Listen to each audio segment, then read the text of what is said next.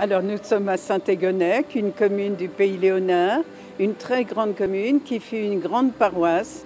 Elle s'est distinguée sans doute dans le passé par une activité économique importante, mais également une foi religieuse à toute épreuve.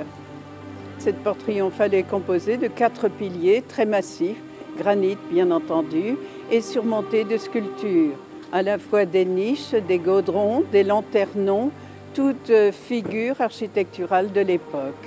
Saint-Égonec, c'est donc un des grands saints de la christianisation de la Bretagne, serait arrivé à peu près à la même époque que saint Paul de Léon et serait venu dans cette région décider à christianiser notre pays.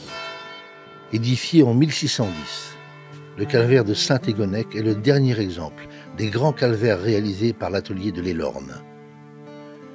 Le célèbre sculpteur Roland Doré de Landerneau, dit le sculpteur du roi de Bretagne, a contribué à l'élaboration du monument.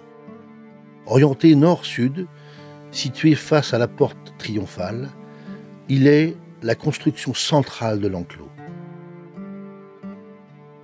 Ici, l'ensemble est formé de près de 40 personnages sculptés, figurant les 9 scènes de la Passion.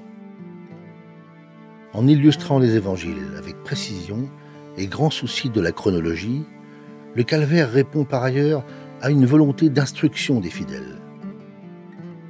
Certains personnages sont vêtus à la mode de l'époque Henri IV.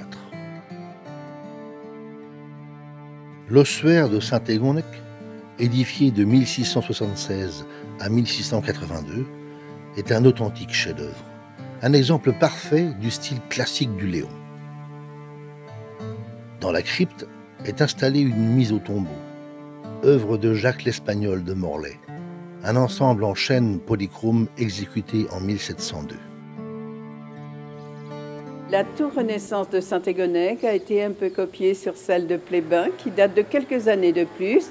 La pose de la première pierre de cette tour monumentale, qui fait 43 mètres de hauteur, a été posée en 1599.